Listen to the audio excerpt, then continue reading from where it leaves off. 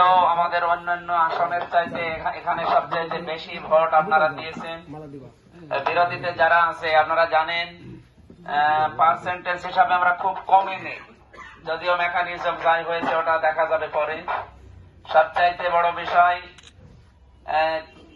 53 আর এদিকে 43, মাত্র 10 লাখ ভোটের ব্যবধানে যারা যাচ্ছে সরকারে, মাত্র 10 লাখ ভোটের ব্যবধানে 3,53,00,000 ধানের শীষ আর 3,43,00,000 হচ্ছে দাঁড়িপাল্লা।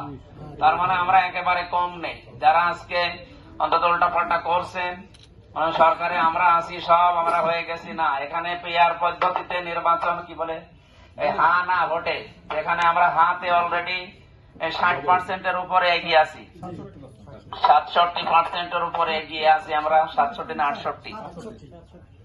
তাহলে সেই হিসাবে ওই যারা জানে না তারা হয়তো আবেগে পড়ে অনেক কিছু করে ফেলছে বিভিন্ন জায়গায়, তাদেরকে আমরা সতর্ক করছি।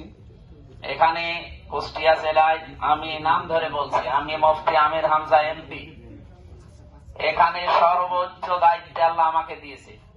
এই জেলার ভেতরে কুষ্টিয়া সদর মানে পুরা কুষ্টিয়া, সুতরাং এখান থেকে সরাসরি ঘোষণা দিচ্ছি, কেউ নিজের হাতে আইন তুলে নেবেন না। বিভিন্ন কথা কানে আসতে প্রথমে সতর্ক করলাম, এরপরে কিন্তু কোনো সতর্ক করবো না, এরপরে যা করার তাই করবো। আমি কিন্তু যারা দায়িত্বে আছে কড়া ভাষায় বলে দিচ্ছি, কেউ ঝামেলায় যেন যাবেন না, আইন শৃঙ্খলা বিঘ্ন হয় এমন কোন কাজে জড়াবেন না। আমরা তো জড়াবোই না, যারা আছে তারা জড়াবেন না। আবেগে সরকার গঠন করেছি বলে সবকিছু না চালাতে পারবেন আপনি, আমাদের ছাড়া চালাতেও পারবেন না। সুতরাং সবাই মিলে আসেন, দেশটাকে দাঁড় করায়, যেহেতু প্রতিবেশী সবাই বাস করা লাগবে।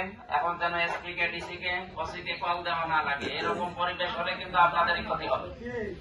আমি সবাইকে ধন্যবাদ জানাচ্ছি। আজকে মাগরিবের পর অনুষ্ঠান আছে, তো আর সময় আর 20 মিনিট আছে।